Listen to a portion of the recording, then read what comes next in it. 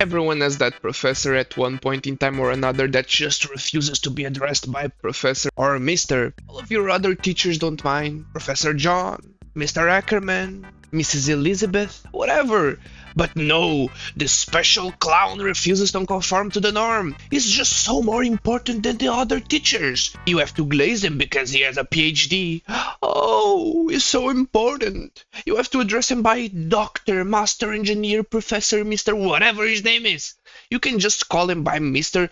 No, you'll hurt his feelings and ego, and you'll downplay all of the time and money that he spent learning. Now replace all of the books with an hamburger and the professor with a woman. Meet this girl that's obviously fat, straight out of the Wall-E movie. Hey, to each their own. I respect your 400 pounds. If, and only if, you stay in your lane and don't start stepping on anybody's toes. But for me to be yapping away, something must have happened. No? That's exactly right. This woman is a fat activist. For her, the world is all wrong, and we all must change our lives in order to accommodate to her fat needs. Everything is racist. Everything is fatphobic.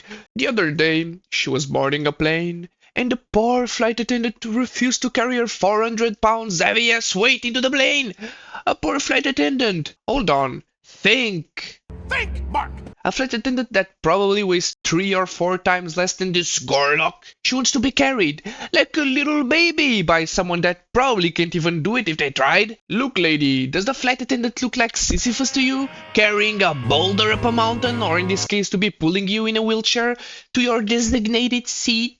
It's hard for you to move in your own body. Now imagine how hard it is for someone who's probably 3 or more times less heavy than you. When you go to boarding school, there's no such rule stating that they need to be able to carry ludicrous weights. It's not in the job description. Needs to be able to carry at least 400 pounds. Needs to deadlift 500 pounds and bench 225 pounds. No!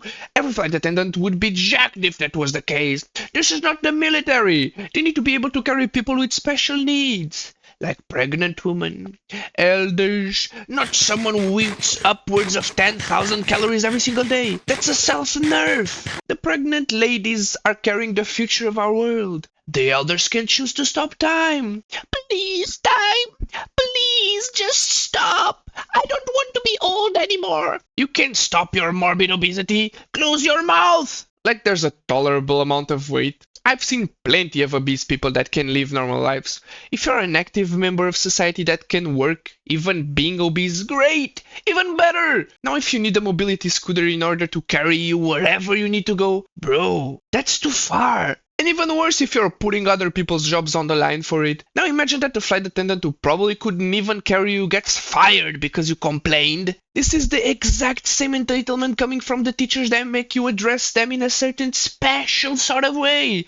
Just go by Mr. or Mrs. whatever your name is. If I'm working and I see you, I'm not expected to change my priorities in order to accommodate to your every single special need. You put yourself into a position of not being able to live in your body. It's your fault for being over 400 pounds. Everything to her is fatphobic. Clothes are fatphobic? Let me tell you, I'm a thin dude. You know how hard it is for me to find pants that fit me because the size of pants is increasing slowly every year as obesity increases? If pants fit in my waist, they look like shorts and are way too tight. If they are the correct length, they are usually 2 times my waist size. Now is that thin phobic? Not to mention that they have way more fabric for the same price, so you are getting a way better deal. Lady, the amount of fabric in your pants would be enough for 3 pairs of pants if they were my size. Shifter, you're shaming! Shaming my ass, I'm poor! She's getting a better deal on clothes. They are the same price, and theirs is way cheaper. Just think of the children. The poor children took way longer to make her clothes than mine, so it's also more labor intensive to make their stuff. This was my first time flying without oxygen. This woman just assumed I could walk and would rather me do that. First of all, what's up with that sad music? Am I supposed to feel bad for you? Oh, the horrors, the injustice. Someone please give this woman a golden throne and a crown. Life is so unfair for her. No, this is self-sabotaging at its finest. She ate herself to that weight. Never in my life I've met someone obese to the point of needing an oxygen tank to breathe. And the lady assumed you could just walk because that's what normal people do. Normal people are able to walk. You should also be able to walk. Look at you walking right now to your designated seat. No, to your designated seats! And guess what? She's taking the entire row of seats for herself and only paid for one seat! Poor you!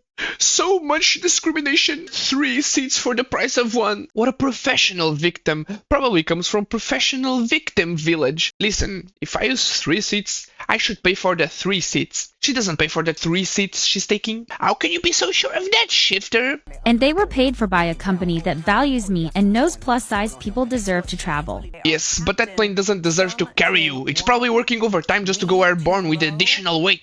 All that she thinks about is herself. Me. This needs to accommodate me. The others need to change in order to fit my needs. This is not a cartoon. Stuff doesn't orbit around you yet. At what point will she start being the one thinking of whoever is around her? Think about the plane. Think about the flight attendant who will probably pull a muscle trying to carry her. She can't carry herself, let alone the probably overworked and underpaid flight attendant.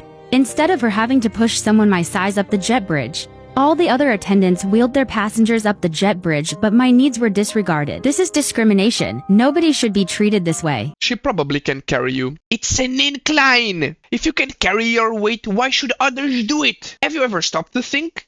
Maybe this lady that's 1/4 of my size isn't secretly Wonder Woman and doesn't have superpowers that will help her carrying me up an incline. It's a discrimination, alright? To all the other passengers that had to pay double for their seats, brother, planes are tuna cans. Everybody knows that. They're not designed to be uber comfortable to fit your every single need. They're designed to be as efficient and give the best profit margin possible. If she isn't paying for an extra seat, neither is the airline. The cost of the seat is being divided by every passenger on that plane. And I sure as hell ain't paying for your ticket. I didn't put that entire chocolate cake in front of you and force you to eat it at gunpoint. We live in the land of the free, home of the rich. We are able to make our own choices.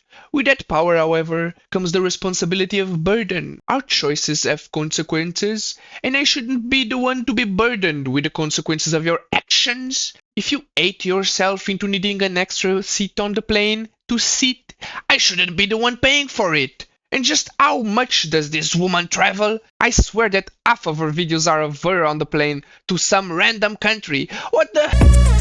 Taylor Swift, who? Taking more flights in a week than me in my entire life. And why I think every plus-size traveler should get a free second and even third seat on an airplane? There's no such thing as getting free things. Someone is paying for their extra seat. The flight companies sure as aren't paying for them. Boeing is out of here, cutting manufacturing costs so hard that the planes are practically falling apart. So they'll definitely not give you an handout to and pay for your seat. We, the plebeians, the common folk, are the ones who'll end up paying for it. Is that fair?